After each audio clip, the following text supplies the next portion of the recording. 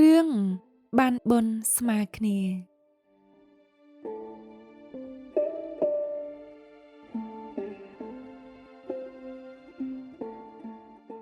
កាលគ្រាព្រះសម្មាសម្ពុទ្ធទ្រង់គង់នៅវត្តចេតវ័នព្រះអង្គបានលើកជាដកមកសម្ដែងដើម្បីអត្ថាធិប្បាយអំពីគុណបុណ្យដែលទទួលបានពីការធ្វើបុណ្យថា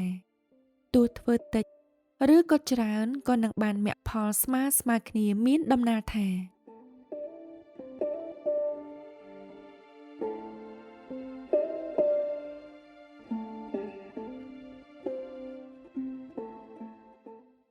កាលកន្លងទៅគ្រាព្រះបាទព្រហ្មទត្ត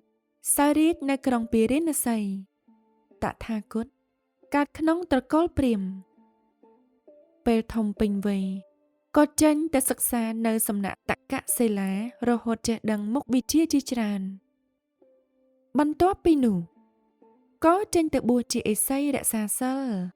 បំពេញបារមីក្នុងព្រៃហេមពាន្តរហូតសម្រេចឈាននឹងមានកូនសិស្សជាតាបស500នាក់គ្រាមួយពេលចេញទៅបិណ្ឌបាតនៅតំបន់ជិតទ្វារក្រុងអ្នកស្រុកឃើញដូច្នេះ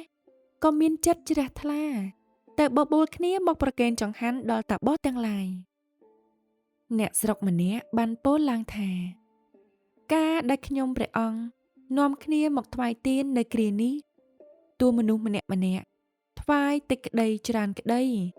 តែសូមឲ្យផលបុណ្យដែលបានមកពីការធ្វើទាននេះបានទទួលតិចច្រើនស្មើគ្នាផងចុះតាបសជាគ្រូក៏ពោលតបទៅវិញថា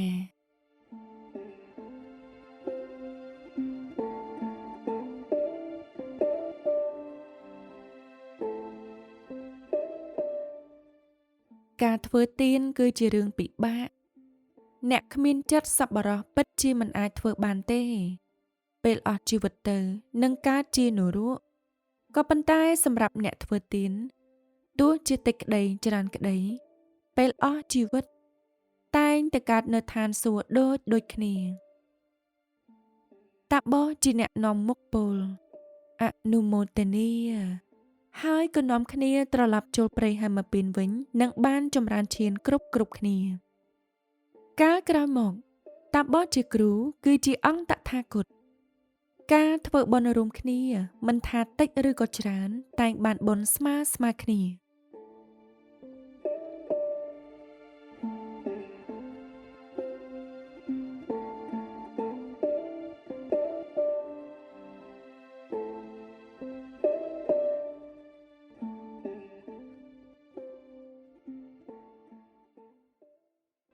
រឿងព្រះអសតិសកុមារ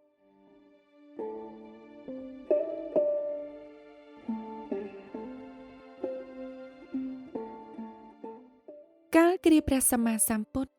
ទ្រង់គង់នៅវត្តចេតវ័នព្រះអង្គបានប្រារព្ធជាដកដល់ភិក្ខុទាំងឡាយដើម្បីរៀបរាប់ពីមូលហេតុដែលព្រះអង្គចេញសាងភ្នួសមានដំណាលថា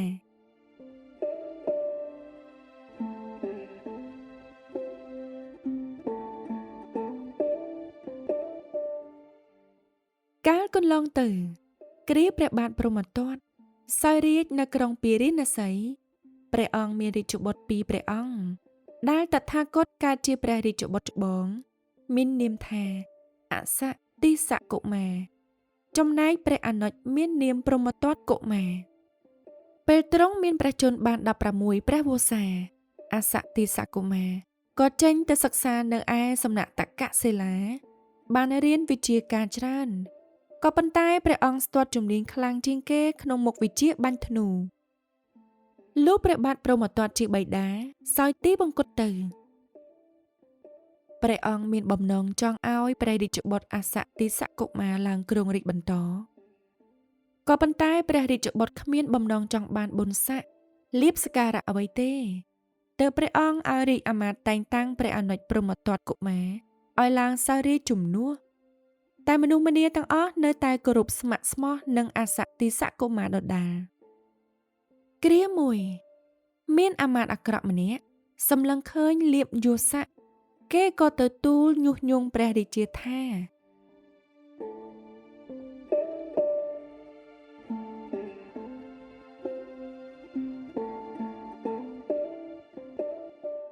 ព្រះរាជបុត្រអសតិសកុមារគិតចង់ក្បត់ក៏ប៉ុន្តែមានអាមាត្យស្មោះត្រង់ម្នាក់បានទទួលដំណឹងនេះដល់ព្រះរាជបុត្រជាមុនព្រះអង្គតូចចិត្តនឹងព្រះអនុជក៏ធ្វើដំណើរទៅនៅប្រទេសផ្សេងហើយទទួលបានបុណ្យស័ក្តិនិងមាសប្រាក់ជាច្រើន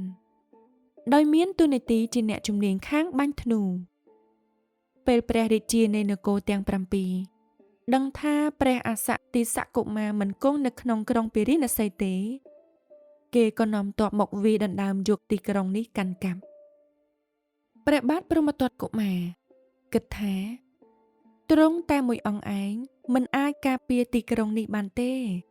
ទៅបញ្ជាឲ្យទូតទៅយាងព្រះរាជបុត្រអសតិសកុមារមកជួយហើយព្រះអង្គក៏យល់ព្រមមកជួយតាមសំណើឯស្ដេចនគរទាំង7ដឹងថាព្រះអសតិសកុមារត្រឡប់មកជួយច្បាំងក៏នាំគ្នាលើកទ័ពថយទៅវិញអស់ទៅឯអសតិសកុមារពេលជួយដេញសត្រូវអស់ហើយទ្រង់ក៏ចេញទៅបួសជាឥសីរក្សាសិលលុះអស់ព្រះជន្មទៅកាលក្រោយមក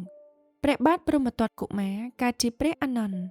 ចំណែកព្រះរាជបុត្រអសតិសកុមារគឺជាអង្គតថាគតអ្នកមានបញ្ញាតែងចេះអនុគ្រោះដល់អ្នកទន់ខ្សោយ